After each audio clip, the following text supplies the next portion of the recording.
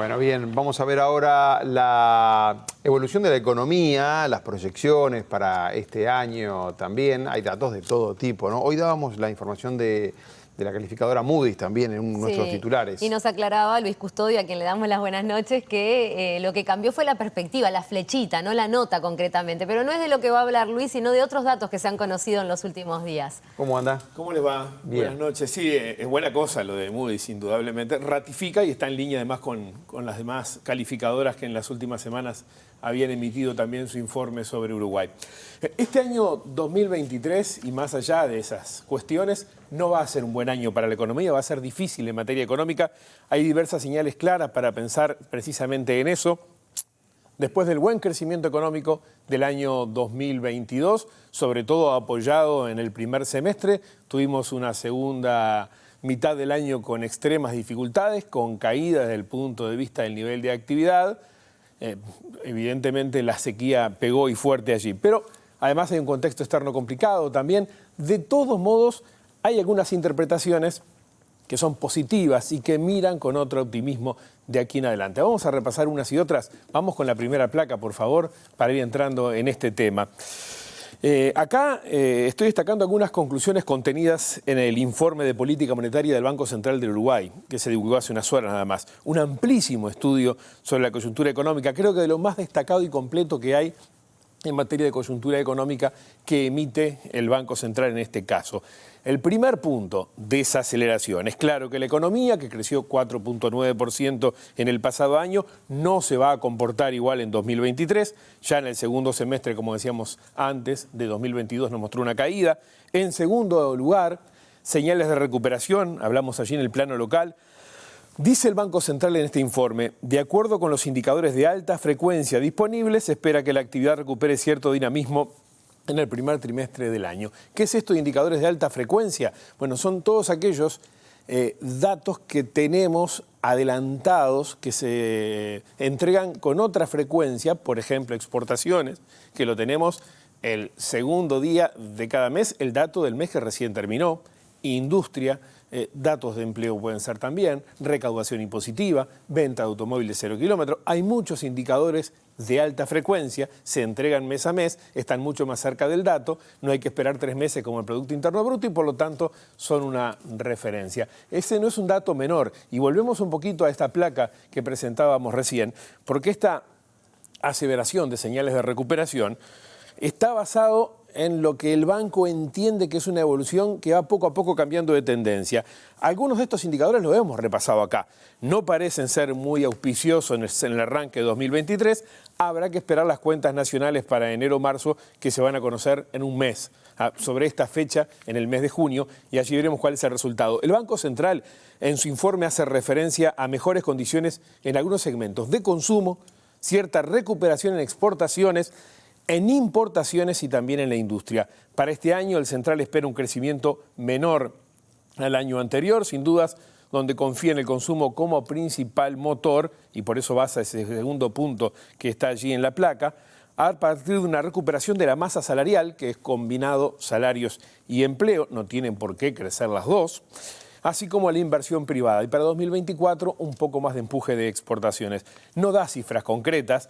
Al parecer, para el primer trimestre espera que el dato no sea negativo, estable o unas décimas de crecimiento, insisto, lo sabremos en junio. El último punto que está allí hace referencia a nuestra relación comercial con el mundo. Los precios de la energía están altos, las commodities que nosotros vendemos se han ajustado a la baja. Hay que esperar a ver qué pasa para que esto se concrete, esa mayor demanda externa, qué pasa con economías como China y Estados Unidos este año, ni que hablar los países vecinos. El Central confía en una mayor demanda de parte de nuestros socios más relevantes a partir del repunte que mostraron algunos de ellos al cierre de 2022 o el arranque de este año. Un dato muy relevante que mucho importa al Banco Central es la inflación, y en la placa que sigue podemos estar observando algún dato a propósito de lo que observa el Banco Central acerca de la evolución de la inflación.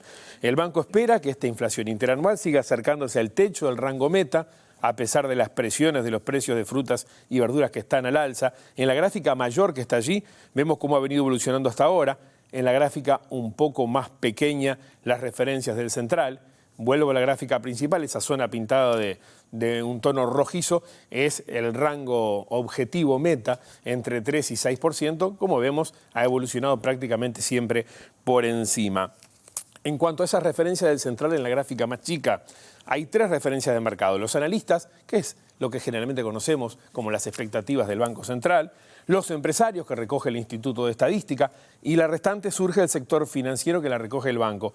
A 24 meses, que es el horizonte que considera relevante para hablar de inflación el central, un resumen de estas 3 variables se ubica en 7.5. En la medida en que se supera el shock transitorio en frutas y verduras, el banco entiende que se va a consolidar una trayectoria descendiente de la inflación. Y a esta información de la que nos provee el Banco Central se le suma otra del Fondo Monetario Internacional, que terminó su relevamiento, dice en la consulta artículo 4, se llama, la hace anualmente con cada uno de los países asociados, y elevó su informe hace unas horas nada más y se publicó. En la siguiente placa vemos algunas de las señales que están incluidas en este informe del fondo. Espera el Fondo Monetario que la economía se desacelere en 2023, está en línea con el resto de las previsiones, proyecta crecimiento de 2% para este año. Hay otros indicadores, así como vemos, una leve desmejora en el desempleo, así como en el plano fiscal, también una baja en la inflación. Ese 2 de crecimiento que espera el fondo para este año se basa en 3 pilares que vemos allí: fuerte temporada de turismo, mayor producción y exportación de celulosa, sorprende un poco porque hasta ahora viene bastante mal, y un consumo privado sólido en base a incremento de salarios. Estamos en un año de ronda de negociación colectiva. Hay un compromiso del gobierno de tratar de llegar al nivel que tenían los salarios previo a la pandemia. Destaca como riesgos los otros 3 que vemos allí: empeoramiento de las condiciones financieras externas para acceder precisamente a créditos, si es necesario, deterioro de las tensiones geopolíticas internacionales y el impacto, obviamente, de la sequía. Pero el informe del Fondo Monetario no se limita solamente a hacer algunas proyecciones, profundiza en otros datos e incluso desliza algunas recomendaciones que en la placa que sigue las podemos observar y podemos tener allí un detalle acerca de lo que piensa el fondo que tiene que hacer Uruguay. Una buena cosa, advierte que el país presenta riesgos fiscales generalmente bajos, habla de un sólido historial en la implementación de políticas fiscales, pero advierte que el país debe consolidar los avances logrados en lo fiscal, en lo monetario y en lo financiero, continuar con reformas estructurales. ¿Qué quiere decir? Bueno, todo muy bien, pero ojo, ¿no? Hay un impulso fiscal modesto. Ojo que estamos con rendición, ¿qué vamos a hacer con el gasto? Atención a la deuda. Una vez que pase la sequía, que hoy exige determinadas condiciones, hay que llevar nuevamente, dice el fondo, la deuda pública a una trayectoria descendente, debía decir, que ha perdido. Y también plantea cautelas desde el punto de vista tributario, apuntar bien con los subsidios y sobre el mercado laboral, dice reducir la masa salarial, que recordamos es la combinación, como decíamos antes, de salarios y puestos de trabajo. Cuesta entender un poco a dónde va esta recomendación del Fondo Monetario de reducir esa masa salarial. Esto mientras se continúa tomando medidas, dice el fondo, para preservar la cohesión social. Por último, una referencia a la política monetaria que, teniendo en cuenta la necesidad de contener la inflación, o sea, por lo visto, en línea con lo que el Banco Central está haciendo en la actualidad, se manifiesta el fondo. Y para el final, la información que surge de otra fuente, y son las encuestas de expectativas del Banco Central del Uruguay, en consulta con analistas independientes, académicos, consultoras y demás. Se reducen algo las previsiones de inflación para este año y para un horizonte de 24 meses. En cuanto al tipo de cambio, se mantiene sin cambios el dato mensual, hay una leve caída en las previsiones para el cierre del año. Y por último, fíjense ustedes, caen las previsiones de crecimiento económico para 2023, según las miradas de los analistas. Es la 6ª caída mensual consecutiva. O sea, cada mes, cuando se le pregunta qué va a pasar con la economía de 2023, ajustan un poco más abajo. Estábamos hace 6-7 meses en un 3%, ahora 1,45%.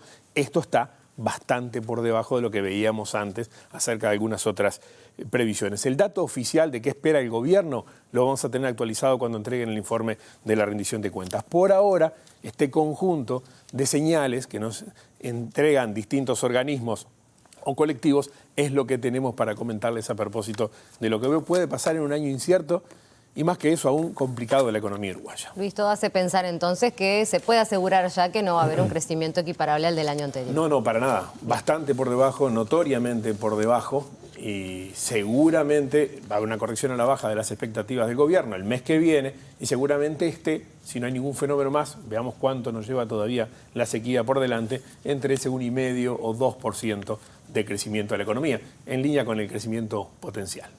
Gracias, Gracias, Luis. Luis.